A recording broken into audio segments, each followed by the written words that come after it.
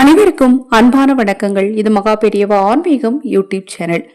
100ல குறைந்தது ஒரு 70 பேர் நினைக்கிறது போதுண்டா சாமி இந்த வாழ்க்கை. என்ன ஒரு வாழ்க்கை, எதை தொட்டாலும் கஷ்டம், எதை தொட்டாலும் பிரச்சனை.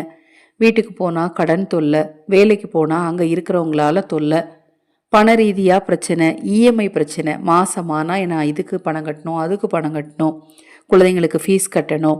இது மாதிரி ரொம்ப மன உளைச்சல்ல எனக்கு இந்த வாழ்க்கையே வெறுப்பாக இருக்குது அப்படின்னு நினைக்கிறவங்க நிறைய பேர் இருப்பாங்க. அவங்க இந்த ஒரு எளிமையான பரிகாரத்தை குறிப்பாக வெள்ளிக்கிழமை சுக்கிரஹோர நேரத்தில் செய்யுங்க. வெள்ளிக்கிழமையில் சுக்கிரஹோர நேரம் அப்படிங்கிறது காலையில் 6 to 7, மதியம் 1 to 2, இரவு 8 to 9. வெள்ளிக்கிழமை, இந்த வெள்ளிக்கிழமை, இப்போ நாளை தினம் கூட வெள்ளிக்கிழமை தான்.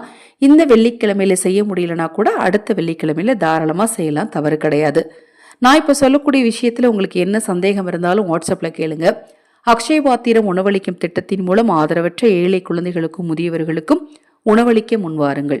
பசியோடு பலர் காத்திருக்கிறார்கள், இரக்கத்தோடு உதவ முன்வாருங்கள். அதே போல உங்கள் தனிப்பட்ட பிரச்சனைகள் எதுவாக இருந்தாலும் சரி, அந்த பிரச்சனைக்கு வழிபாடு செஞ்சு என்னால் என் பிரச்சனையை தீர்க்கவே முடியலைங்க, பரிகாரம் செய்துக்க முடியுமானா தாராளமாக செய்யலாம். அனைத்து விதமான பிரச்சனைகளுக்கும் ஒவ்வொருத்தருக்கும் பிரத்யேகமாக அதற்கான பரிகாரங்கள் செய்து அதற்கான பரிகார பொருட்கள் உங்களுக்கு செய்து கொடுக்கப்படும்.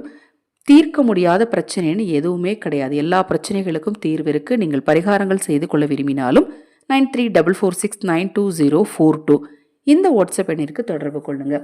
வெள்ளிக்கிழமை அப்படிங்கிறது மகாலட்சுமி தாயாருக்குரிய ஒரு முக்கியமான நாள். அதிலும் குறிப்பாக சுக்கிரஹோரை நேரம் சுக்கிரனுக்கும் மகாலட்சுமி தாயாருக்கும் உரிய நேரமாக கருதப்படுது. இப்போ நெல்லிக்காய் தான் நமக்கு தேவையான பொருள். அந்த நெல்லிக்காயை வச்சு செய்யக்கூடிய சில விஷயங்களை நான் சொல்கிறேன். முதல் விஷயம், நம்மளுக்கு எத்தனையோ அபிஷேகங்கள் தெரியும், ஆனால் நெல்லிக்காய் சாறு கொண்டு செய்யக்கூடிய அபிஷேகத்தை பற்றி யாருக்குமே தெரியாது. இந்த நெல்லிக்காயை நன்கு அரைத்து பிழிந்து அந்த சாறு எடுத்து வீட்டில் இருக்கக்கூடிய மகாலட்சுமி தாயாருடைய சிலைக்கு நீங்கள் அபிஷேகம் பண்ணணும். சிலை இல்லை அப்படிங்கிறவங்க அந்த சாறு எடுத்து அந்த சாறில் வெல்லம் கலந்து 2 துளசி இலையை போட்டு அதை மகாலட்சுமி தாயார் படத்துக்கு முன்னாடி வச்சுட்டு அந்த சாறை பருகிக்கலாம். இது முதல் பரிகாரம். இரண்டாவது, நெல்லிக்காய் தீபம்.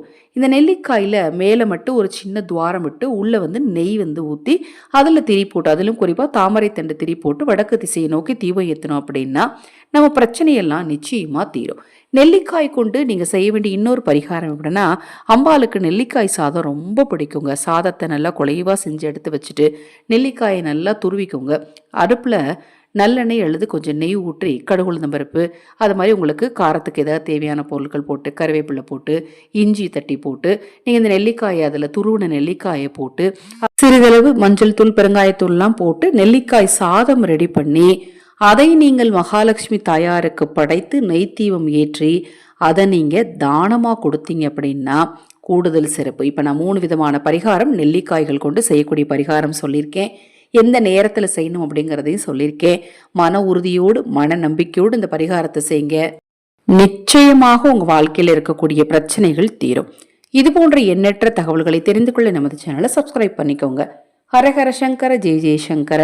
மகா பெரியவா திருவடி பாதம் சரணம் சரணம். நல்லதே நடக்கட்டும்.